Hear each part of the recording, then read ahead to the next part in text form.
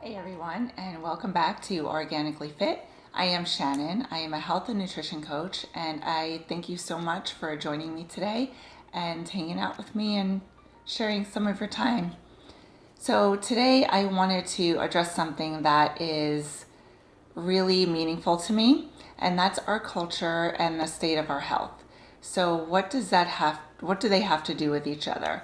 Well, quite a bit, unfortunately, because our culture is one of high stress. We are in stressful situations, it seems, all the time, and we don't give ourselves enough time to recover, to do what does our body good, and rest and relax and sleep.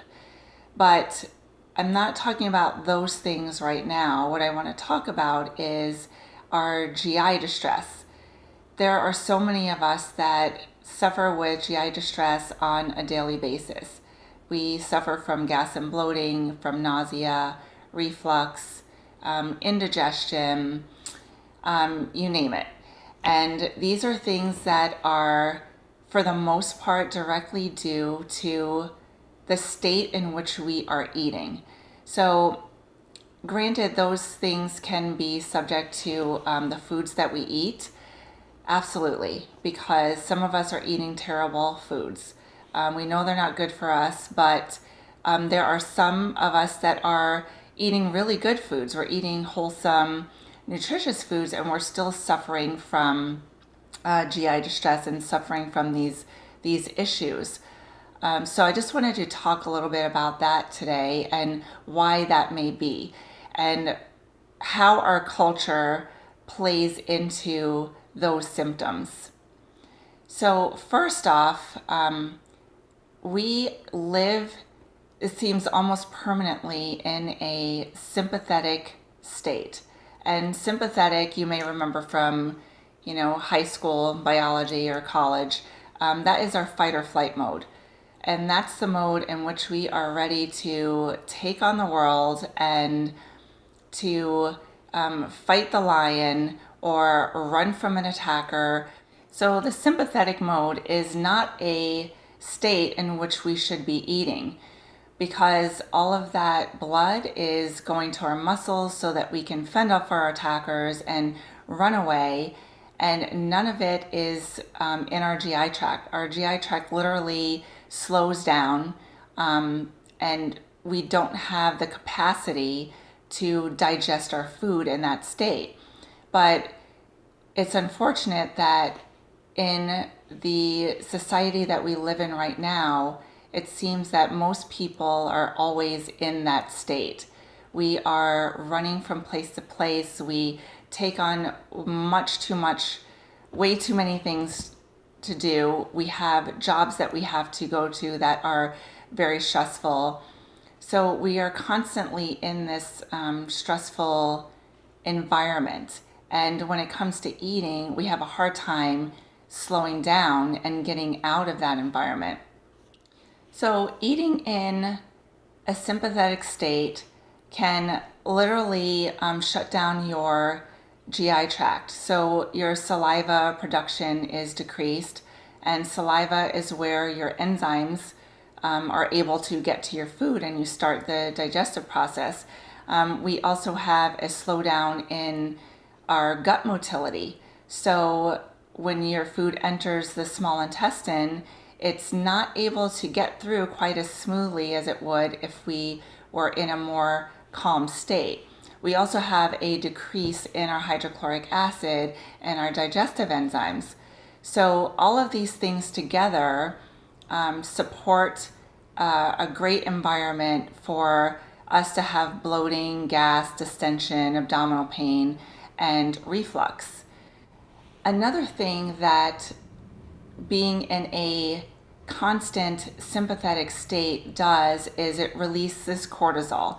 So cortisol is not our enemy. Cortisol in small doses, when appropriate, it's actually very anabolic, and cortisol helps us to build tissue. In excess, cortisol can also be catabolic and start breaking down muscle tissue, and another thing is our intestinal barrier. So if we're constantly in that sympathetic state, we are going to constantly be excreting cortisol, and the digestive tract is going to be constantly exposed to cortisol, which in the long term can be really detrimental to our health. It will start to break down that integrity of the intestinal barrier and can cause things like autoimmune disease in the long term, and also food sensitivities. So I'll get to that in just a moment. We really need to consider shifting our bodies into a parasympathetic state when we are going to eat, so that we can at least get the nutrients that we need, and it helps our body to better digest our food. So how do we shift into that parasympathetic state from that go state that you're in? There's a few things that you can do, and they don't take very long at all. And they're things that you can actually implement today for your next meal. You just have to give it a little bit of thought. So the first thing is thinking about your food. So when we think about food, when we smell food, like when we're cooking food, or we think about something that is really satiating for us, your mouth starts to water, and your hydrochloric acid starts to be produced in your stomach. So your body is already getting ready to eat. So you're setting yourself up for success just by thinking about your food and smelling your food. The next thing you can do is to do some deep breathing. So when you sit down to eat, before you actually take that first bite of food, you want to take some deep breaths. Now, this may not seem like a big deal, but research has shown that taking 5 to 10 deep breaths, depending on which research study you look at, will actually shift your body from that sympathetic state into a parasympathetic state, making your body more receptive to food and the digestive process. So taking just taking some deep breaths, nice and slow. So let's say you breathe in for the count of 5, and then you breathe out for the count of 5, and then do that 5 to 10 times. And I guarantee that you will already feel your body in a state of relaxation. So now you are ready to eat. So once you start eating, you need to chew your food well. So I see so many people, especially at work, we're in such a hurry. So we eat food typically very fast. We take big bites. We are not chewing very well. And chewing well is a mechanical process of digestion.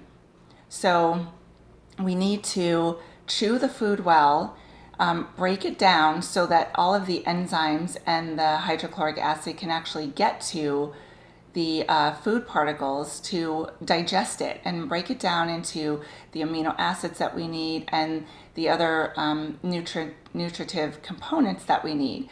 And that way it can easily enter the small intestine. So when we don't chew our food well and we allow large food particles to enter our small intestine, we are setting ourselves up for that gas, the bloating, the indigestion, and possibly reflux. And once those food particles, those large food particles, enter the small intestine, it starts to ferment, and the bacteria starts to feed off of it. But that food just sits there for a long time, and that's where that gas buildup happens. Another downside to chewing and not digesting large particles of food, that sets you up for those food sensitivities. So if you have the cortisol, the high cortisol, let's say, and you have the intestinal barrier that's been compromised, then you have a passageway for these large food particles to enter into your bloodstream from your digestive tract. And once your immune system picks up on that, that's where the potential for food sensitivities comes in.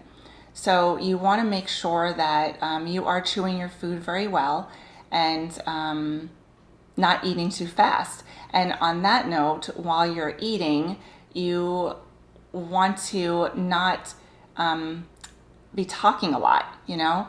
So besides the fact that talking with your mouth full is just not polite, and nobody wants to see the food in your mouth, you also are taking in lots of air when you're talking and you're chewing with food in your mouth. So when you're taking in that air, then you're also swallowing in that air, and that's going to lead to your discomfort and your distension. So really try to chew your food well, not talk when you're eating, with food in your mouth at least. Another thing you don't want to do while you're eating is drinking lots of liquid with your food. So the liquid's going to dilute the hydrochloric acid and make it less acidic, therefore not leaving an appropriate environment to start digesting and breaking down your food. So another thing I wanted to mention was social media, or even checking email. And not sure if that consists of social media or not, but just having electronics and having our cell phones and our computers while we're eating is not only distracting, and it takes our focus off of our food and off of the eating process. It also can potentially shift us back into that sympathetic state, depending on what you're looking at on Instagram or Facebook, or what you're reading on your email. If it's getting you all excited, then you are going to shift back into that sympathetic state, and that GI system is going to start to shut down. So you want to give yourself the best environment that you can to digest your food well, to alleviate any of these symptoms that you may be having. So those are just a few little hacks to better digestion. But just keep in mind that if you are eating well and you're eating really good foods and you're eating whole foods, you can still be having some digestive distress. And that can be caused by many other things that you'll probably have to go and dig a little deeper and figure out what can be causing it. It could be anything from eating raw vegetables or even cruciferous vegetables, which are supposed to be good for us, but not everybody can digest them really well. And some people don't do well with raw foods, so you may have to steam them or lightly saute them to make them a little bit more digestible. Another thing that can cause distress is fructose in our foods. So fructose is a sugar that is really difficult for us to digest without causing some gas and distension. Fructose in small amounts usually doesn't cause a lot of distress, but fructose is so widely distributed in our food supply that sometimes we don't even know that we're taking in fructose, because it's hidden in foods like pasta sauce and ketchup, and of course our soft drinks. So you really need to look at your labels and see if fructose is one of those ingredients. And in addition to fructose, there's the sweetener alternative, so the artificial sweeteners. And I'm not talking about things like stevia, but the other artificial sweeteners like aspartame and the NutraSweet and Equal. And those things have been shown to cause GI distress as well. So just look at your food labels and see if there's any of those ingredients in those foods. And you might even want to check your supplements, because there might be things in your supplements that are causing you distress, such as like soy and gluten, also some other fillers, corn also. So check your supplements and consider changing those up to see if that's helpful in relieving your distress. Some medications can also cause you distress.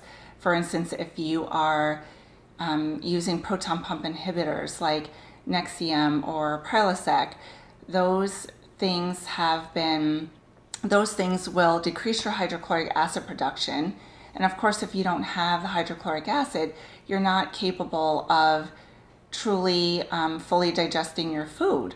And you're not going to have those digestive enzymes available either.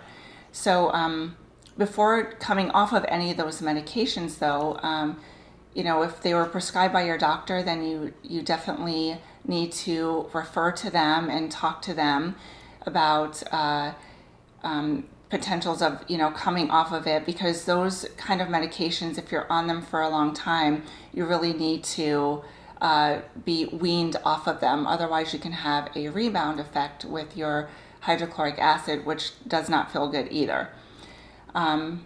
So another thing you might want to consider is SIBO, or small intestinal bacterial overgrowth. And this is a situation in which the bacteria in your small intestine becomes out of balance. So you have your good bacteria, and then you have your pathogenic or your so-called bad bacteria, but they're in a regular state. They're all in a good proportion to each other. They are in the right proportion. But when you have bacterial overgrowth, the pathogenic bacteria, or let's say the bacteria like E. coli or Candida, and those are bacteria that are normally found in your small intestine, but in small amounts. So those things, when you're eating certain foods, can potentially, those Candida and the other bacteria can overgrow and overtake the good bacteria. So that's where you get the bacterial overgrowth and can essentially become problematic with not just GI distress, but with other health issues as well. So that's something that you would definitely need to talk to your practitioner about and get tested for. So guys, what I want you to know and realize is that our health is not just about our nutrition and what we put in our mouth, but it's all about the state of our being and our lifestyle practices and how we move through life, our mindset. Those things have a tremendous impact on the state of our health. And a lot of people don't realize just how much what we think and how we live can truly either make our health really great or be a huge detriment to our health. So I hope that you found this information very helpful and that you will go and you will try to implement some of these things into your life today. And I will have all of my information in the description box below with a couple of links that you can go to as well if you want a little bit more information. And on that note, if you guys need to get in touch with me, my information will also be below. I am on Instagram and Facebook. So guys, I thank you again so much for tuning in today, and don't forget to take the time to do what makes your soul happy. Take good care.